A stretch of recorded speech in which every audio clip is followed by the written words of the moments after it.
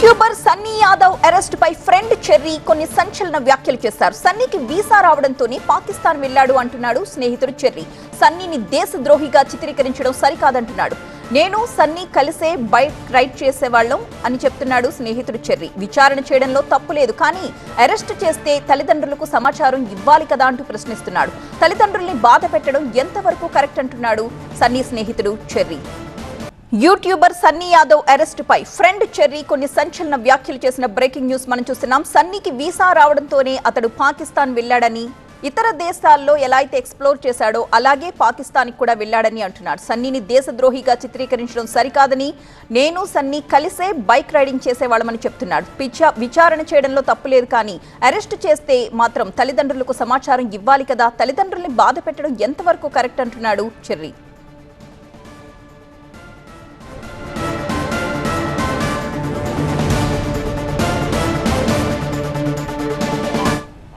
Ride చేయాలన్నది సన్నీది ఎప్పటి నుంచో డ్రీమ్, ఓకేనా? ఎప్పటి నుంచో సన్నీది కానీ నాది కానీ ఇద్దరిది. బట్ నేను అక్కడ రైడ్ చేస్తున్నాను కాబట్టి నేను వాళ్ళకి పోలేకపోయినా, నాకు వీసా దొరకలేదని చెప్పేసి.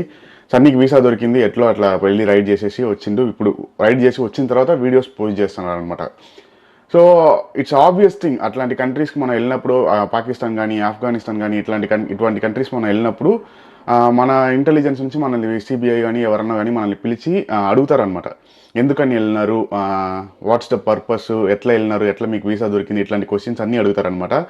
ఇది చాలా కామన్ అయిన ఒక థింగ్.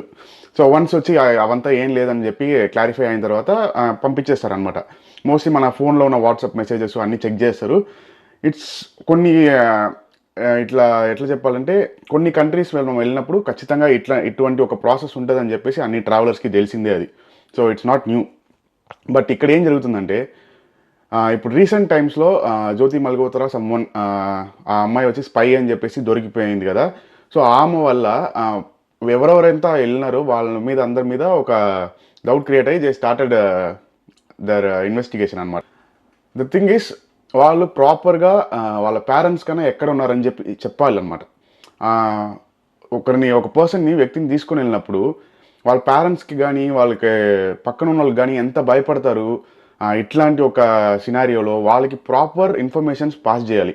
ఆ పర్సన్ ఎక్కడున్నాడు, వీళ్ళ ఇన్వెస్టిగేషన్ ఎన్ని రోజులు కొనసాగుతుంది అని చెప్పేసి అన్నీ ప్రాపర్గా ఇన్ఫార్మ్ చేయాలి. అటువంటిది ఏం చేయకుండా మీడియాకి వెళ్ళి ఇది వచ్చి ఒక పర్సన్తోని లైఫ్ అనమాట. ఊరికే నార్మల్ ఇష్యూ కాదు, ఒక దేశ ద్రోహం అన్నట్టు ఒక ఇది జ్యోతి మల్గోత్రా మీద పడింది అనమాట. సో మీరు ఒక మీడియాకి ఇట్లాంటి దీన్ని ఇన్వెస్టిగేట్ చేసేటప్పుడు ఎంత సీక్రెసీ మెయింటైన్ చేయాలి దాని మీద. ఆ పర్సన్తో డీటెయిల్స్ బయటికి రాకూడదు unless and until is proved guilty, కరెక్టా?